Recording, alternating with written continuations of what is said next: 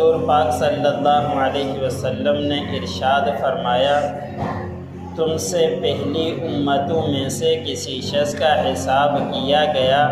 تو اس کے پاس کوئی نیکی نہ نکلی، لیکن اتنا تھا کہ وہ امیر شخص تھا اور لوگوں سے لین دین کرتا تھا۔ اس نے اپنے غلاموں کو حکم دے رکھا تھا کہ اگر کوئی مقروض ادھار لینے والا تنگ دست ہو تو اسے معاف کر دیا کرو۔ اللہ تعالیٰ نے فرمایا، میں اس بات کا اس سے زیادہ حقدار ہوں کہ تمہیں معاف کر دوں، لہذا اسے معاف کر دیا گیا۔ حضرت بریدہ رضی اللہ تعالیٰ عنہ کہتے ہیں کہ حضور کریم صلی اللہ علیہ وسلم نے ارشاد فرمایا،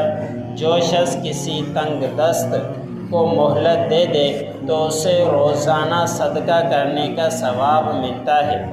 جو شخص وقت مقررہ گزرنے کے بعد اسے مہلت دے تو اسے روزانہ اتنی ہی مقدار جو اس نے قرض میں دے رکھی ہے صدقہ کرنے کا ثواب ملتا ہے۔ حضرت بریدہ رضی اللہ تعالی عنہ روایت کرتے ہیں کہ میں نے نبی اکرم صلی اللہ علیہ وسلم کو یہ فرماتے ہوئے سنا ہے، جو شخص کسی تنگ دست مقروض کو مہلت دے اسے ہر دن کے عوض اتنا ہی صدقہ کرنے کا ثواب ملے گا۔ پھر دوسری مرتبہ سنا تو آپ صلی اللہ علیہ وسلم نے ارشاد فرمایا، جو شخص کسی تنگ دست مقروض کو مہلت دے اسے ہر دن کے عوض دوگنا صدقہ کرنے کا ثواب ملے گا۔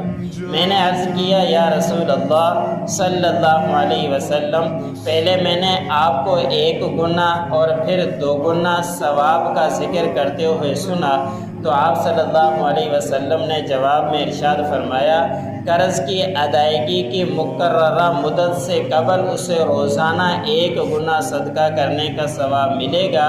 اور قرض کی ادائیگی کی مقررہ وقت کے بعد مہلت دینے پر 2 گنا ثواب ملے گا۔ اللہ عمل کرنے